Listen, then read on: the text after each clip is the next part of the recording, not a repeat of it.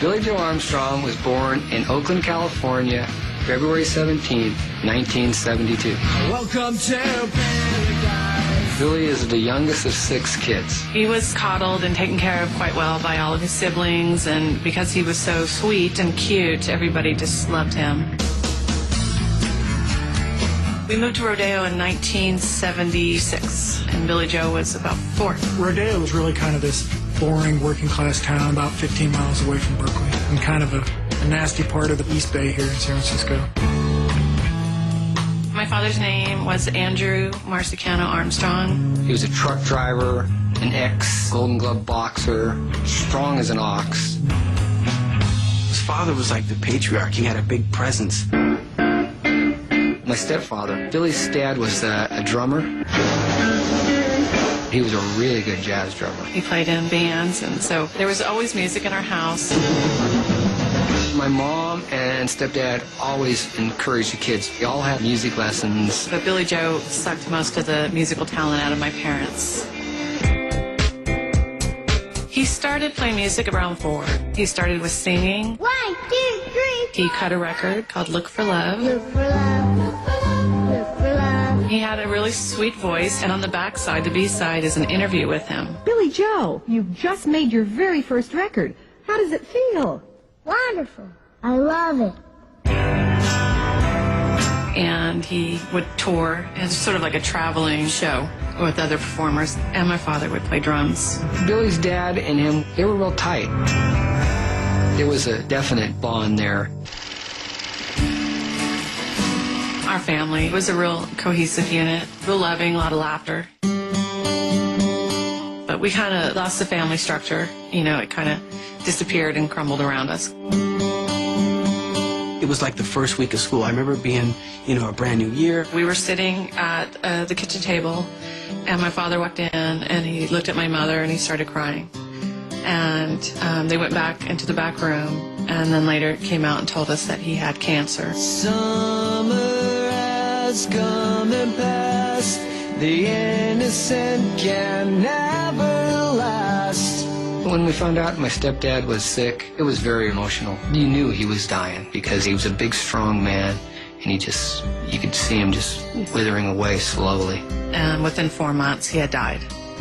And it was pretty devastating.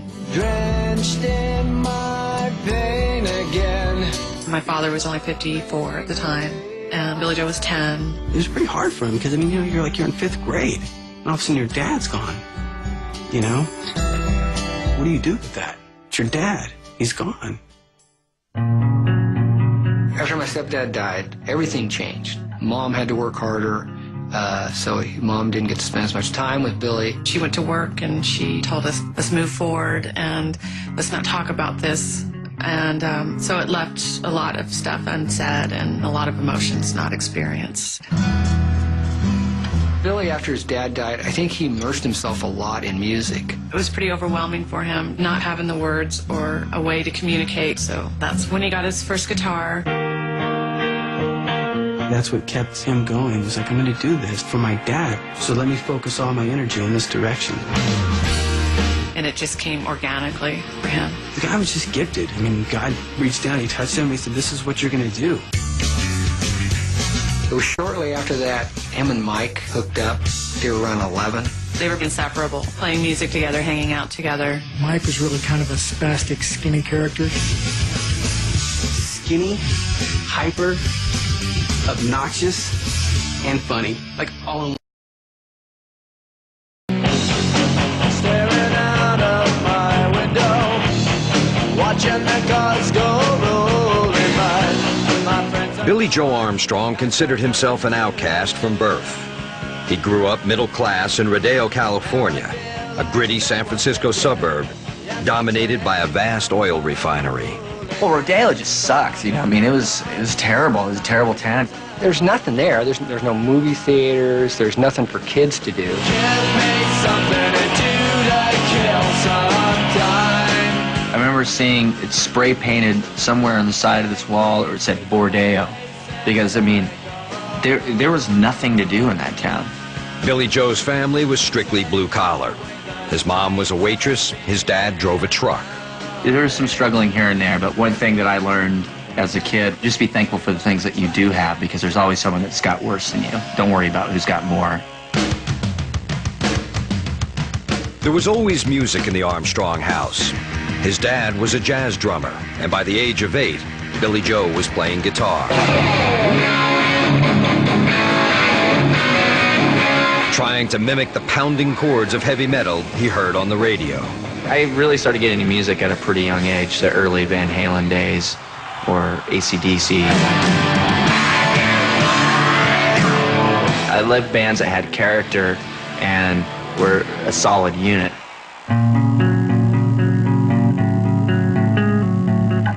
But when Billie Joe was just 10, the solid unit of his family was unexpectedly torn apart. My dad got cancer of the esophagus, and it ended up spreading to the rest of his body. And by the time the doctor said that he got it, 3 months later, he was dead. The sad part was his dad worked a lot, so he didn't spend a lot of quality time with him. You know, as he hit his teen years, it really started hitting him that I don't have my dad. His mom had to wait tables at night to support the family, so the kids were left to their own devices.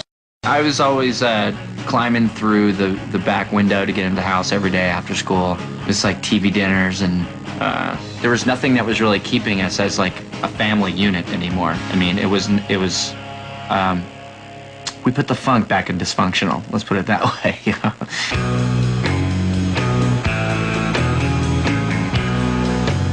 In 5th grade, Billie Joe became best friends with another latchkey kid flirting with delinquency.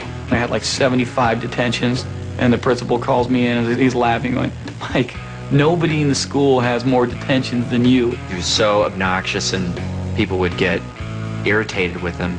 But I always thought it was funny, and I think a lot of it had to do with trying to get a laugh out of me all the time. The new friends had a common love for all things antisocial, especially the furious sound of hardcore punk. During a show in Minnesota, Billie Joe laid his eyes on a dark-haired beauty in the crowd. We were playing in someone's basement in Dinkytown in Minneapolis. I saw this woman that had long black dreadlocks, and she was just beautiful. There was definitely an attraction from the beginning. Her name was Adrian, and after the show, she approached Billie Joe and asked him where she could buy the band's record. I think I gave him my phone number and told him to call me and tell me how I can get a 7-inch. I started calling her and started talking to her on the phone. And our conversations just got longer and longer and more frequent. She was taking a human sexuality class, and she started talking to me about this class. He would always ask me about my class, and it was sort of a lead-in to talking about sex, you know?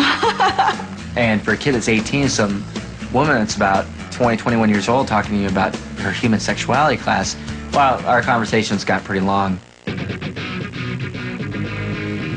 After a few months of hefty long-distance bills, Billie Joe organized another tour of the Midwest just to see Adrian.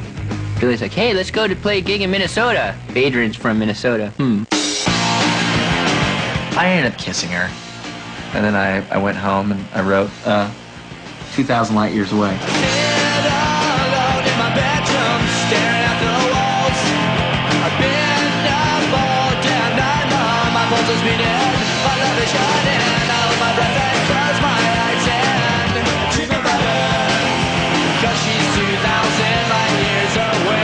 It was a very sweet song, and, you know, him writing a song for me was very romantic and exciting. He wrote some of those songs on Dookie when he was 18 years old. He's 29 now, and he's writing songs that reflect where he's at and his place in life. Wives and kids will be on the tour bus with them. We're going to load up the tour bus with a bunch of toys and bicycles, and we're going to bring the kids and make it the summer camp on wheels. Green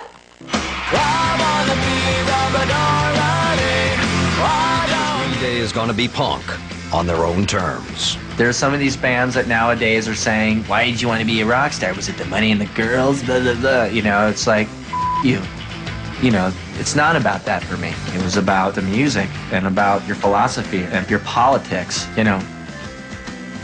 Just be honest with yourself.